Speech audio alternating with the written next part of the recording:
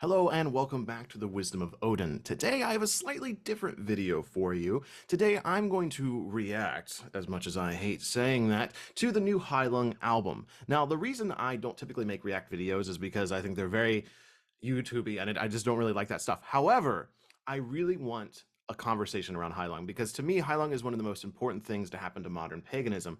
And that really is just not me trying to get them to be on my channel and for me to interview them, even though I really want to. That is really my honest opinion. The first time I ever saw them live was in 2020, right before the world collapsed. And they're really what inspired my ritual practice moving into forming the Fellowship of Northern Traditions, the community around this channel.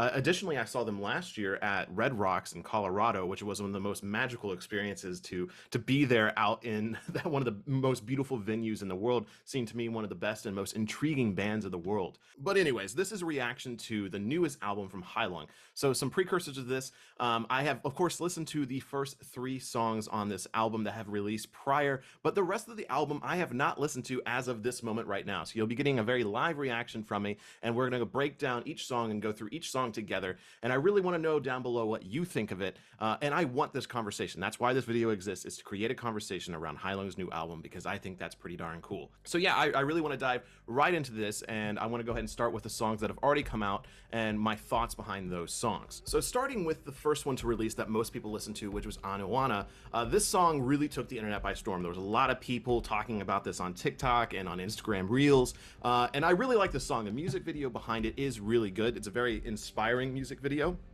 But to me, this song is very similar to Narupo. I love Narupo. Narupo is an amazing song, but I feel like songs like Narupo and Anoana both have music videos, so they both targeted these songs to be more popular with the normal everyday user. And I think that's perfectly fine. Everyone has to make content that is more accessible to a wider audience. And I do believe that Anoana and Narupo are those songs. They're made a little bit more accessible to the everyday person. They're not as aggressive, they're more uplifting, the energy is really good. And there's nothing necessarily wrong with that. Now, I particularly like the Heilung songs that get a little bit more primal, but that's because I'm a pagan practitioner. And that's what I base some of my rituals on, are these more primal techniques, these more primal sounds. So you don't really get that in Anoana or even Narupo. You don't get that primalness out of Heilung that a lot of us have come to enjoy. So yes, Anoana may be a little bit more accessible to the everyday viewer, but that doesn't change the fact that it is honestly just a really good song. It's really upbeat. I find that anytime I've listened to it, I want to run, and that's not just because the music video ends with someone running at a beast. I think that's just because it's a very high energy song. I think this is a great song to get your family into it. So if your family's like, who's this band, or do you have any good music, you'd be like, let me show you Anoana, or let me show you Narupo, and I think they'll really like it. So the next song to come out was Asja. Now, Asja, to me, right away, I was like, this is the Heilung I love.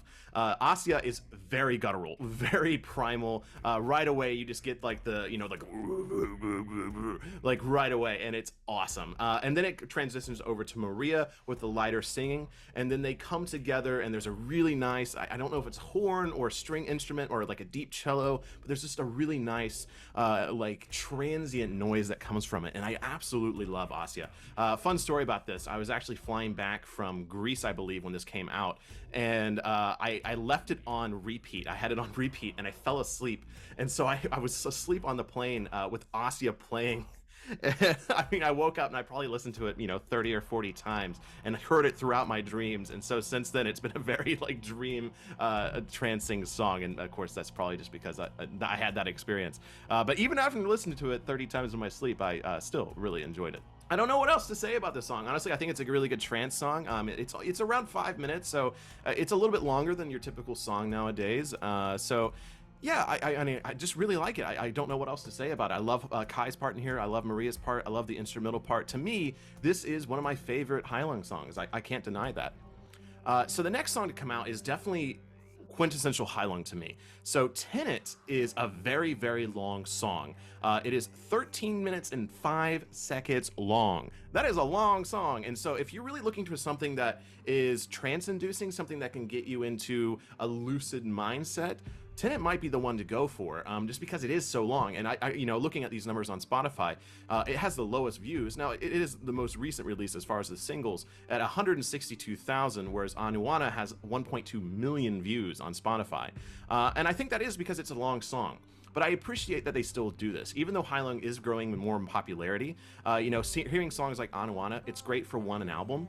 But for the most part, songs like Tenet to me are more what we expect out of Heilung.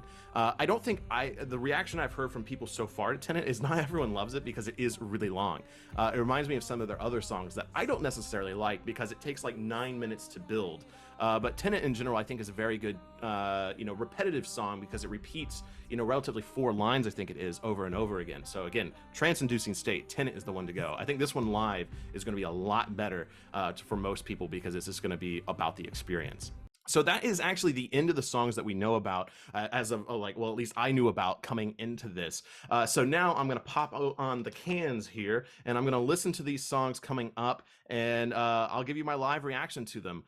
So yeah, I'm going in blind here. We got a few songs to go through. I hope you enjoy it. And again, I want to know your thoughts down below. Let me know, because this is really cool that we get something new to talk about in the pagan atmosphere. I mean, that's something we should always cherish and prize. So, all right, coming up, we have Urbani. And let's see how it is.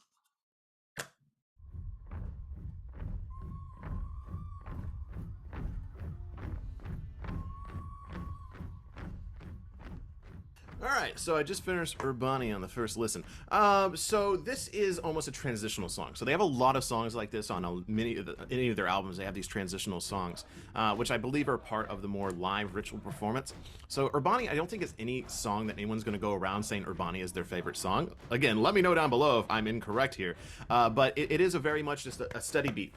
You know, it's got some, I mean, I can't exactly recreate the noise, but it's like urati, uraha, you know, just like, you know, constant over and over and over again. And it's almost like a war chant.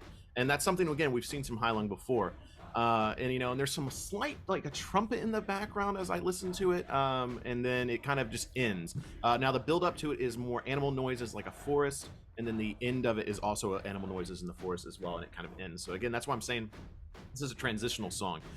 So I suspect live, the pieces will come together, and honestly, you probably won't even recognize, hey, that's Urbani playing, just because, again, I just think it's one of those songs people aren't going to target as one of their favorite off the album. But I think seeing it live is just going to make a lot more sense. Not much to talk about here. I mean, it really is like a war chant. It reminds me of, you know, Svanrond, I believe it is. Like, Svanrond has a song that comes before it, like Svatnabek or something like that. I honestly can't remember it because it's exactly like this. It's a build-up song to another song or to the ritual itself. So again, not horrible. I mean, at least it has a nice steady beat to get you into it. But other than that, it is pretty much a good it's a transitional song. And yeah, I think that's it. So the next one is going to be Keltentrauer. So yeah, let's see how, oh my gosh, it's going to be 8 more minutes. So I'll see you in 8 minutes. So right away, as soon as I started it, sure enough, it's the same noises coming from Urbani. So the sounds of birds and nature. So again, Urbani is the transitional song for Keltentrauer. So, you know, 8 minutes and 26 seconds versus 3 minutes, roughly. And so, yeah, definitely Urbani is the transitional song. All right, back to it. What the fuck? This is why I love Heilung, because I absolutely will never listen to this again. Like, that was 8 minutes and 26 seconds of a story in a different language. I don't think it was German. I honestly don't even know, because I didn't recognize any German words. So maybe I'm just terrible at German still. But that was weird. It was literally an 8 minute and 26 second long story time in a different language with sounds in the background, with ambient noises in the background. And yeah, that's definitely not something you're gonna be playing in the car, I don't think. Maybe again, it's something that will make sense live, but I couldn't imagine them devoting 8 minutes and 26 seconds to a live storytelling.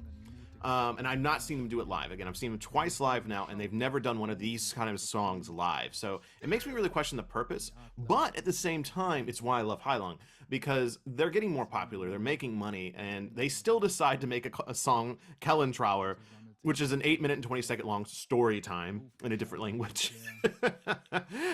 So yeah, I mean, it's why I like Heilung. They care about the art. They clearly made this for a reason. They had a purpose behind it. You know, and as much as I have an issue with the brand Seasons in the Mist, I find that Season of the Mist is very rigid. One of the reasons I don't like their record label is because if you actually put too much of a song into a video, like I've had this issue in the past, like I had a video talking about Hamir Hippier, like one of their songs that I really love, and I was talking about the actual like historical meaning behind it, and the video got completely deplatformed because I used the song too long. It was like you used 30 seconds and it deplatformed me completely shut off the video. And so I know I don't think that's a Heilung thing. I think that's a Season of the Mist thing. But regardless, Heilung still came up to Season of the Mist and they said, hey, we want to make an 8-minute and 20-second long story time song. What do you think? And they let them do it. So I appreciate weirdness. Will I ever listen to it again? Probably not. I probably won't even have it on my my Spotify playlist. But yeah, so that was Keltentrauer. Now on to Nesso. So I'm not very long into this song, and I just want to add that like this is the reason I love Heilung, because they're so weird. At the very beginning here, and I say weird in a very positive way, it's because they're breaking the norm of what it is to make music, especially pagan music, and really trying some new and creative things, which is one of my main thought processes behind my ritual practice, and what I encourage of others is try new things and see what happens. There's a song at the very beginning, like a sound at the very beginning of Nesso here, that's just like a almost like someone like doing the horse, like. It's like what is that? And I would assume it's Kai doing it, you know, because I can watch them live pretty intently, and it sounds like something he would do. Just almost like, you know, something like that. And it's like, why are you doing that? And that's Heilung. If you ever let me interview you, these are the questions I would ask, because that's what I want to know: is what was the thought process behind the. I need to know. And I love you guys for it. All right, back to it. 2-minute mark. That's where it slaps. 2 minutes, Nesso. Still listening to it. I'm at around the 3-minute mark. And let me tell you, this song right here has been one of the best I've listened to of the new set. It is the best I've listened to of this new set. As soon as Maria comes in at the 2-minute mark and really starts singing, it's incredible. So I'm getting chills listening to it. It's great. It's a nice breakup there. So right around the 2-minute mark, again to the 4-minute mark, it's kind of almost like a ballad, a sonnet of Maria singing, and then it goes back to the instrumental notes, which I think is a tackle harpa. Very, very rich, deep noises here. A long song. Again, this is a 7-minute and 54-second song, and I'm only 4 minutes through right now. At about the 5-minute mark now, and yeah, I can definitely say that this is another one of those songs that if you're really looking for a 7-minute and 54-second meditation to clear your mind for the day, this is a good song. This is a good song for that. All right, so I just finished Nesso, and yeah, I was giving you the feedback there because right away, as soon as it hit, this was, you know, just right away, I really felt it. Again, Urbani, Keltentrauer, not really my cup of tea. I don't think it's going to be minis. Urbani probably better than Keltentrauer, because Keltentrauer really, you know, it's not a song. It's not something I can put on the car and really jam to. Nesso is definitely that thing where if I'm driving at night, this comes on, it might be a little dangerous because I definitely am going to drift away listening to it. It really is almost like a dark lullaby, and I really liked it. It was really good, and definitely what I was kind of expecting out of this album, because I would almost describe Asja or Anoana or even Tenet as a dark lullaby, and so Nesso definitely fits into that theme. So yeah, definitely my favorite of the new songs. So we got 3 more to go. Let's go with Buslas Bann next. But I just want to say, if you're enjoying this video and you've stuck around through it, thank you so much. I hope you're enjoying this format. Again, I really just wanted to start this conversation on the Heilung new album. But if you really enjoy this content, the Wisdom of Odin, or you're really enjoying this video, you're watching for the first time, I got a ton of content talking about various things in paganism, Norse paganism, and even Celtic paganism now. So I hope you check them out. And if you really love this channel, I have a Patreon as well. It's how I am able to keep the lights on and keep doing this. So if you want to support this channel and what I do have a Patreon down below with lots of great benefits. But with that, let's get back to Buslas Bann, or Buslas Bann. 20 seconds. That's the mark. Like, this is very guttural, very primal. Anytime Kai gets in there with that, You know, it's good. I don't know how he gets his voice that deep, dude. It's great. Solid bass behind the beat. Love it. So you can definitely tell this. So Christopher Yule, the third member of Heilung, is always hard to detect sometimes. His voice really blends with Kai a lot of the time. But if you watch them live, Christopher Yule does so much. So really great guy. It seems like he's just like so involved in all the musical practices of this. You know, really he provides backup vocals, I would say, to Kai, and you can really hear him here, I believe, is when they sing in duet here. But you know, a lot of the instrumental stuff, a lot of the weirder instruments, you know, banging on swords, a lot of the trumpet noises all come from Christopher, and so I think he's definitely, sadly, the person that gets looked at less because he's the less frontman of this. But Christopher Yule plays a very important part, and I can really hear his influence in this song. Okay, Buslas Bann. Weird song because so it's good. It's 5 minutes long and it is really repetitive. I really feels like Kai's on the repetitive kick right now, and that's again not a bad thing. I'm not saying that in a negative way. It is definitely a almost again another trance-inducing song. So with any shamanic practice or any pagan practice, if you really want to get into a trance, repetition is the key. You really don't want to have anything that's too complicated, and so you need really you're building layers of a trance. You know, you need that. The drum beat. And then there's ambient noises behind that are repetitive as well. Just like ding ding ding ding ding ding ding ding ding ding ding ding ding ding, you know, over and over again. And so that's another layer. And then you have the vocals, which are very, very repetitive. I don't know how long the actual line is. I couldn't tell in this first listen, but it's really not that long of a line of dialogue that is repetitive. So again, this is a 5-minute long song. That is basically the same from start to finish, besides a few minor things here and there. Again, not a bad thing. It's just, you know, I think it's more for a ritual practice than it is to necessarily be jamming out to. But it's really good. I love the beat. Love the beat there. It's very deep bass. I'd be curious to see what the dialogue is. But it does almost feel like you could play this in conjunction with Nesso at the same time and create a very interesting effect. So I suspect live they will be played very close to each other. 2 more left. The next one we got is Nikkal or Nikkal. So yeah, 3 minutes long, not that long. We'll see how it is. I suspect it's shorter, and it'll be the build up to the final song, Marduk or Marduk.